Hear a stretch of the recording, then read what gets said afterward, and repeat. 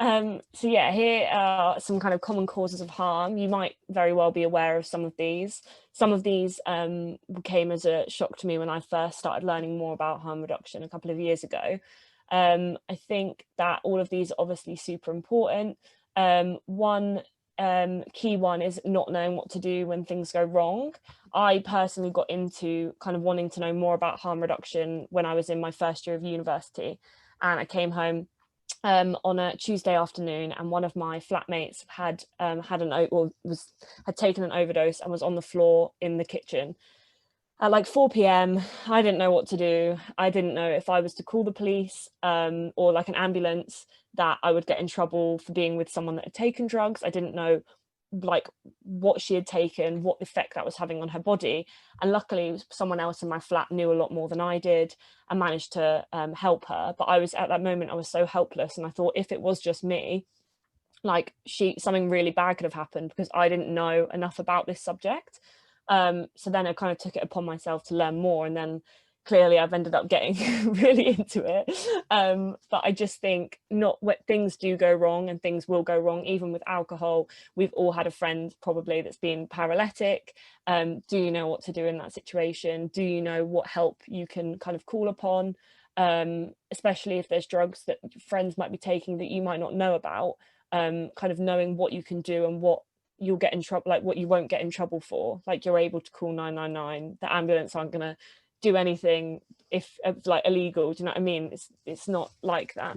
Yeah. Yeah, so that was a big one for me when I first got into it. And then the drinking too much water and not staying hydrated enough. Again, really interesting.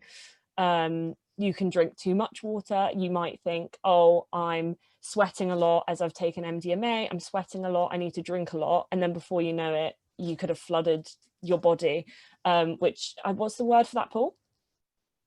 Can you do that? Like just overhydration. I don't know. Yeah, I'm not too there's like a technical. word for it. Ad as a biologist. There, I'm I don't know going if you to want to say type some up a like good really word. sciencey word in a second, but But yeah, you can basically like flood yourself with too much water. And similarly, if you are going out and taking MDMA or taking anything, any sort of drug, and you're not drinking enough water or at all, then it has the similar effect where your body can just shut down. So basically, keeping your water level at a normal level that you would normally drink is really important.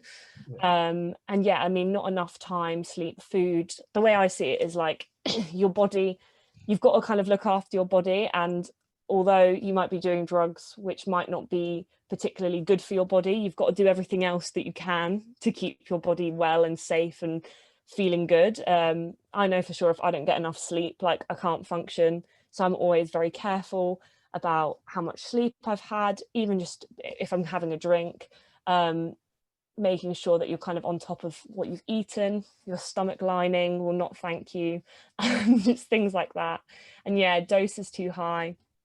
um we speak a bit more about that later, I think. And then also, I mean, yeah, unsafe sex. I know people get themselves into situations if they're under the influence of drugs that they might not normally put themselves into, and just making sure you're prepared to be safe. Yeah.